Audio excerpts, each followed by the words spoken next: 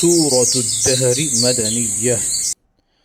أعوذ بالله من الشيطان الرجيم. بسم الله الرحمن الرحيم. هل أتى على الإنسان حين من الدهر لم يكن شيئا مذكورا إنا خلقنا الإنسان من نطفة أمشاج نبتليه فجعلناه سميعا بصيرا إنا هديناه السبيل إما شاكرا وإما كفورا إنا أعتدنا للكافرين سلاسل وأغلالا وسعيرا إن الأبرار يشربون من كأس كان مزاجها كافورا عينا يشرب بها عباد الله يفجرونها تفجيرا يوفون بالنذر ويخافون يوما كان شره مستطيرا ويطعمون الطعام على حبه مسكينا ويتيما وأسيرا إنما نطعمكم لوجه الله لا نريد منكم جزاء ولا شكورا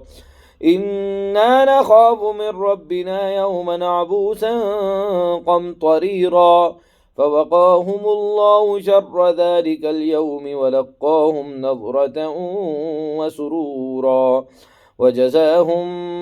بما صبروا جنة وحريرا متكئين فيها على الأرائك لا يرون فيها شمسا ولا زمهريرا ودانية عليهم ظلالها وذللت قطوفها تذليلا ويطاف عليهم بآنية من فضة وأكواب كانت قوارير من فضة قدروها تقديرا ويسقون فيها كأسا كان مزاجها زنجبيلا عينا فيها تسمى سلسبيلا ويطوف عليهم ولدان مخلدون إذا رأيتهم حسبتهم لؤلؤا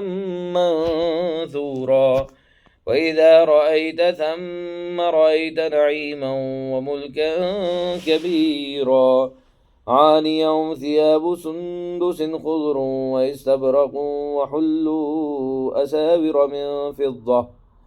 وسقاهم ربهم شرابا طهورا إن هذا كان لكم جزاء وكان سعيكم مشكورا إنا نحن نزلنا عليك القرآن تنزيلا فاصبر لحكم ربك ولا تطع منهم آثما أو كفورا واذكر اسم ربك بكرة وأصيلا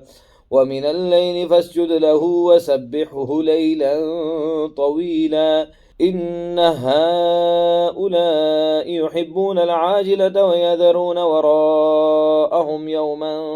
ثقيلا نحن خلقناهم وشددنا أسرهم وإذا شئنا بدلنا أمثالهم تبديلا إن هذه تذكرة فمن شاء اتخذ إلى ربه سبيلا وما تشاءون إلا أن يشاء الله إن الله كان عليما حكيما يدخل من